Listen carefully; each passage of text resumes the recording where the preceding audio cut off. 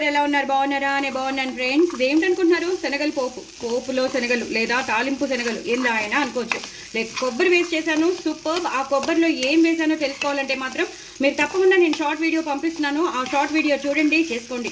ఎండుమిరపకాయలు కూడా వేయలేదు, ఎందుకంటే ఎండుమిరపకాయలు అన్నీ తీసి పడేస్తున్నారు, ఎందుకండి వేస్ట్ చేయడం. సో అందుకే పచ్చిమిరపకాయలు వేసాను, కొత్తిమీర కరివేపాకు వేసాను, ఇంకో పోపు పెట్టాను, మొత్తం అన్ని చిరులిక్స్ చేసేస్తున్నాను. సో చాలా చాలా బాగా వచ్చింది, సూపర్బ్ వచ్చాయి. చాలా విటమినైజ్డ్ ప్రోటీనియస్ శనగలండి ఇవి. అందులోనూ నెల్ల శనగలు చాలా చాలా మంచివి.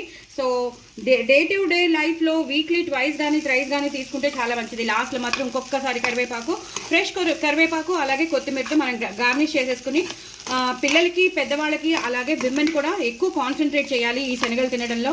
ఉట్టిది కూడా మనం పప్పులో వేసుకుని తినేయచ్చు, ఉల్లిపాయలు గార్నిష్ చేసేసుకుని, టమాటోలు గార్నిష్ చేసుకుని. సో పిల్లలు చాలా ఇష్టపడతారు. ఎస్పెషల్లీ ఇది పెద్ద ఫేమస్ ప్రసాదం, అది అందరికీ తెలుసు.